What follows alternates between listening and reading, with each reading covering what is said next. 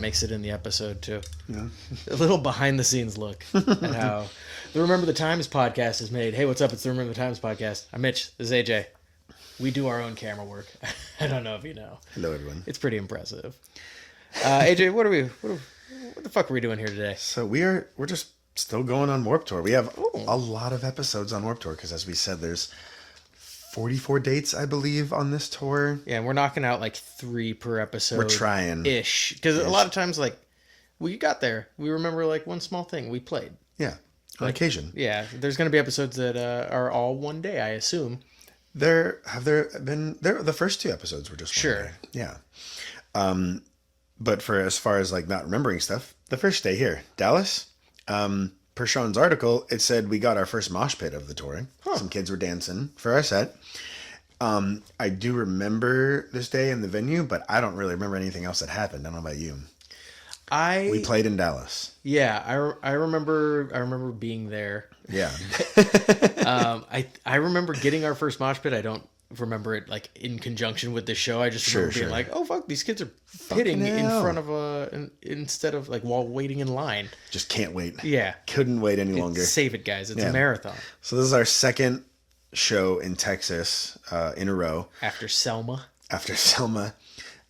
Texas is one of those states. It's basically Texas, California, Florida, and I guess like New York. There's been other ones, but like those ones are the big ones where like on tours there's just so many dates because it takes so goddamn long to get through them. All the time. Welcome to Texas. You've got 8 different shows here, and they're several hours away from each other. One tour I played 8 shows in Florida. That seems a little excessive, but yeah, that was wild. We'll talk about that later. But so this one, so Dallas, nothing happened. Houston was kind of crazy. It was supposed to be the very next day on the 15th, and it started off normal at 7 a.m. We started unloading all the semis, and then all of a sudden it started just pouring rain. Yeah. Thunder and lightning. You remember that? This little stretch like set forward how I remember Texas for forever. Is that like it could be really nice and sunny, and like there's no forecast of anything, and then just all of a sudden it was fucking dumping. Like you'd hear a crack of lightning before any rain, and then it was just pouring on you. And so much so like everyone had to stop setting up, and we were all Sean, Sam, and I, our roadie Sam, we're all in a semi, just waiting out the rain, just kind of huddling all together. Safest spot to be during a lightning storm. Yeah, perfect. Just a big can of metal. Everybody getting that metal box. Were you guys in a semi as well? Or? We might have been underneath our metal easy up. Yeah. I do remember we were like, or maybe we hadn't even finished setting up the merch yet, but I remember we were basically in like a holding pattern. Yeah.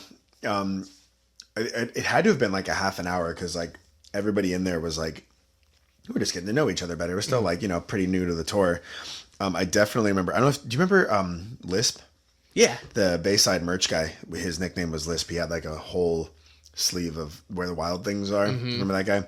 Anyways, I distinctly remember him. He used to do merch for My Chemical Romance during the Black Parade era. Okay. And he was telling us that they were like clear like $80,000 a night in merch. I was like, Jesus Christ, dude. Goddamn. Yeah, that's incredible. That's insane.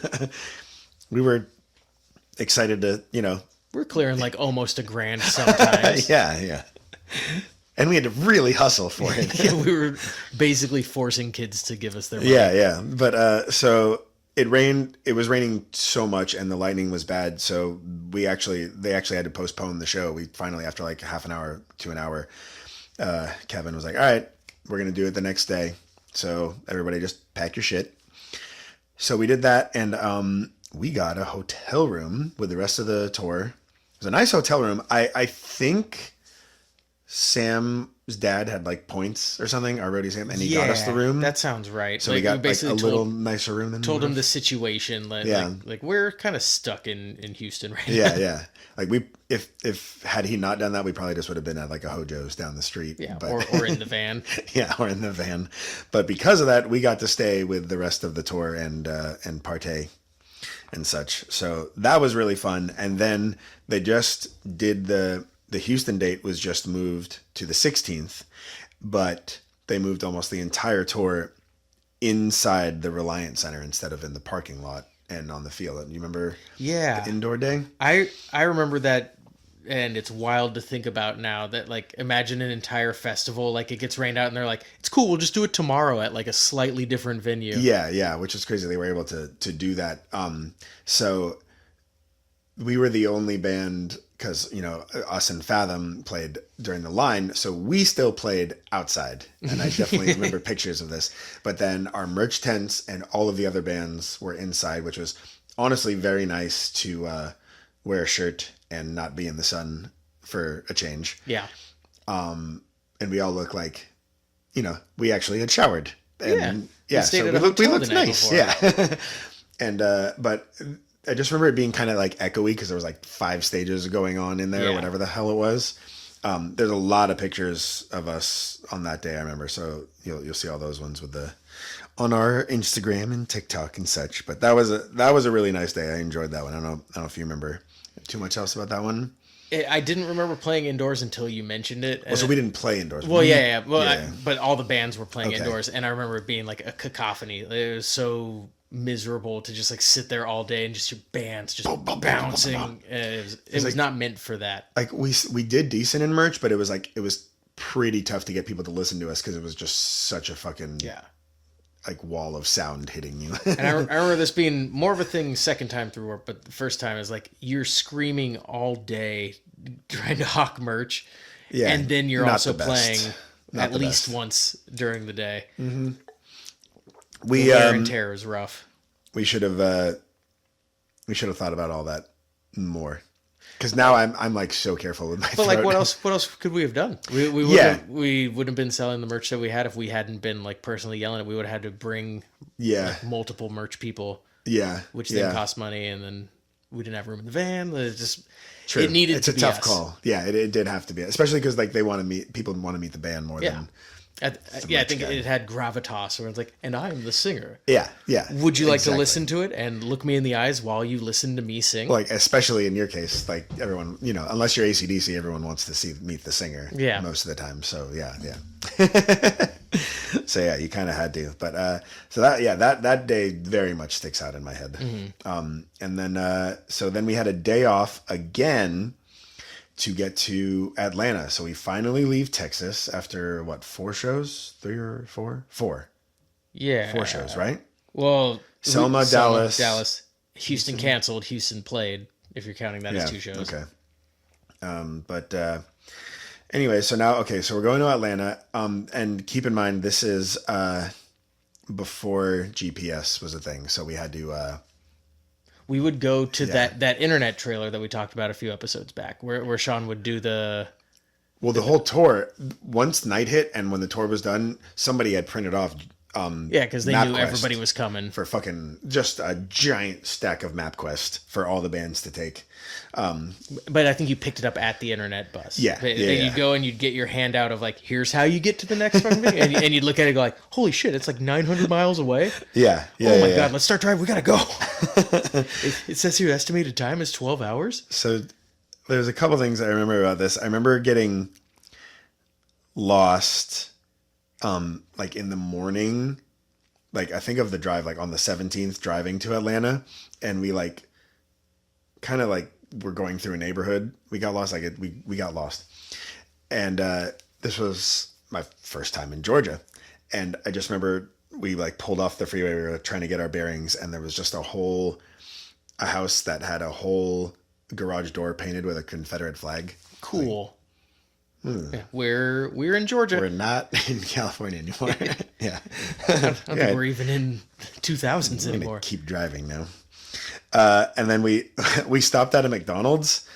I think some of you guys might have been asleep because I went in by myself, and it looked like the GM, like the manager, had like brought his 2 kids. It was like a little boy and like a teenage girl, and the girl just looked at me with a very southern accent, went like, "You're cool. We don't get cool people like you around here." Thank you. Yeah, can I get some breakfast? Please stop staring at me. Yeah, please stop staring. I know I look weird too in this region, but I can't remember where it was, but I feel like it was Atlanta. We stopped at a gas station at one point. It might have been closer to like Louisiana, and we were in there getting like beef jerky, and I'm only bringing it up because I have no idea when it actually happened. Okay. But stop me if you know that it's like at a later episode. But I remember getting gas, and like all of a sudden there were these two kids right behind us. No, and I turned around and I was like, go! And they're like these little kids, and they're like, y'all in a band? I'm like, yeah. And they're like, all right. And then I turned around, I turned back, and they were fucking gone. They're just like little ghosts. Jesus. Little swamp ghosts. Yeah, just hanging out at a gas station. Yes, That's wild. It's spooky. So July 18th, we finally get there. We stayed at a Hojo's again the night before. Huh. And I remember like I was gonna shower, but there was some kind of bug in the shower. I was like, I'm out. I remember there being lots of times where it was like showering was like a very rare commodity for us to be able to shower. But there were also times when like I had the opportunity, I was like, I'd rather sleep. If I have to pick between the two, I'm sleeping. Yeah. I'll be smelly. Smelly bothers you guys. Sleep bothers me. Yeah. We didn't get to play this day. Our set was canceled. I guess we couldn't find a good spot. Or Fathom hadn't found a good spot. I know that was not the case in later years, but we didn't get to play this day, unfortunately, because I remember this day being very cool. There were some venues that like had a problem with setting up a stage outside of the venue to play for the line. Yeah. That Can you imagine? Well have been it. Yeah. But yeah, I that might have been this one. I kind of vaguely remember like being really disappointed and hearing from it wasn't us like, oh, we can't find a good spot. Yeah. I think we were told we couldn't. But we had to get up. Yeah, we still had to get up at the same time. This would also be a good time to. So getting up this early, like you said, sleep bugs you. Mm-hmm. We talked about Boss Josh last time, but this time I would like to give Josh some points because Josh had to set up the stage. He also had to have the job of waking up Chris, which was not an enjoyable thing. It's tough to do. He would get very, very mad at whoever would wake him up, and that was Josh's job. So good job, Josh. Yeah. You basically whoever woke up Chris like had to be ready to bob back and get watch screamed out at for a slap or a punch. Like, I'm not doing that anymore. So Josh, have fun, bud. Yeah, Way to go. Good work, Josh. Yeah, that was a job for the boss. For the boss.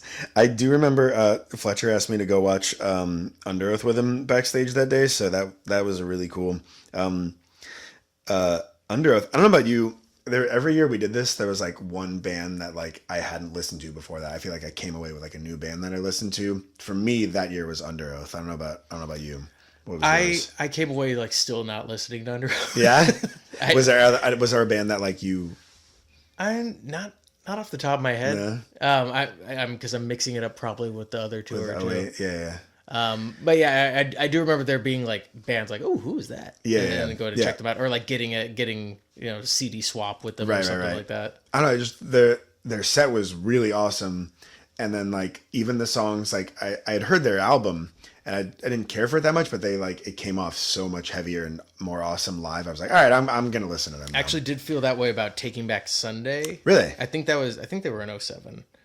Was it them or was it the Color Fred? It was the guitar player from Taking Back Sunday that had his own band now or something. Well, no, I think that was it. No? I was pretty sure it was Taking Back Sunday. Okay. I remember them doing like full blown flips and shit, like tossing their guitars across the stage. Oh, really? They did like that really, too? really interesting Nice. stage antics where it's like, that's high stakes shit. Yeah, well done. Well done. You gonna catch a 35-pound guitar in the side of the head. Doesn't go well. Yeah. That was cool. We set up near the Ernie Ball stage that day, like our merch world was. And I think just from like setting up and like waiting in line for food or something, but I had become pretty chummy with the Throwdown guitar player, or not guitar player, the Throwdown drummer. And he was like a massive dude. I don't know if you remember him. He was one of those guys that brought his own weights and would just be working out all day. I think I remember Haste the Day did that too. Yeah, that they had one just. Oh my god, he was huge. Yeah, just all arms. Just like, oh, we have like some downtime. Like, time to do some curls. Yeah, just curls. Curls for the girls. That's it. We can play guitar later. But they had just put out a new record. Throwdown did, and they were like, it was like a lot more like Pantera metal than like the hardcore that we were used to. And I loved the single, and I kept asking him to play it like when I would see him, and he hadn't done it. And they finally played it that day, and he like came over after it. He's like, "Did you hear we played it. I was thinking about you, dude. Yes. I really like Throwdown, so that felt really cool to me. And then the rest of the day got rained out at the end. Huh. I just, a couple bands had to stop. I remember, do you remember the Gallows were on the tour? Yeah. They're a British band, and like they had to stop like mid set, and I just remember seeing the singer like just yelling in British, like being pissed that he had to sit home. Yelling in British. Yeah. Bugger. Yeah. Fucking hell. But it said it had to get stopped, and he was just like drenched. But yeah, so that was that day. We didn't get to play, but it was still a really fun day. And then we had another, to end this episode, we had another brush with death. Josh almost killed us. I don't know if you No, I don't remember this at all. I remember Sean being really mad at that one. I don't know. He had to make a left turn onto the freeway, and there was oncoming traffic, and he should not have taken the turn. And it was he just pushed it too fast. Yeah, we almost I was like, Jesus, dude, like, you motherfucker. That, and I'm pretty sure this was the night. I'm not positive, but Josh drove very, very far out of in the wrong direction for a while. And it was one where we tried to get back on the route, and he was just like, no, it's this way. Like, it was not. How do you know? You've never driven in Atlanta before. I know you haven't. I think it was upwards of 60 miles, in the wrong direction. That's my main Boss Josh memory. It was when he clearly drove the wrong way for a very long time, and we were like, hey, you drove the wrong way for a very long time. And he was just so mad. No, I didn't. This is the correct way. Okay, then why the fuck aren't we there? It was so out of the way. We didn't realize it until 3 a.m. It was like, dude, it's basically like Dumb and Dumber. You drove almost a sixth of the way of the concert country in the wrong direction. John Denver's full of shit. Yeah. So that was how our Atlanta day ended. With going in the wrong direction and almost dying. But other than that, it was a fun day. One of many small, almost traffic related deaths. Yeah. That was a few. They're not all mass shootings and bridge collapses. Not all of them. There's only a couple of these. More happened over the years. Actually, a lot. Yeah. Oh, geez. All right. Well, yep. That's the end. We're out of Atlanta. We are now moving to. Are we going to Florida? I think Florida's next. Yeah, that's usually the route. Yep, it's Florida next. So in 2 weeks, you'll hear about Florida. 4 shows in Florida. Ooh, baby. All right. Thanks, guys. Bye.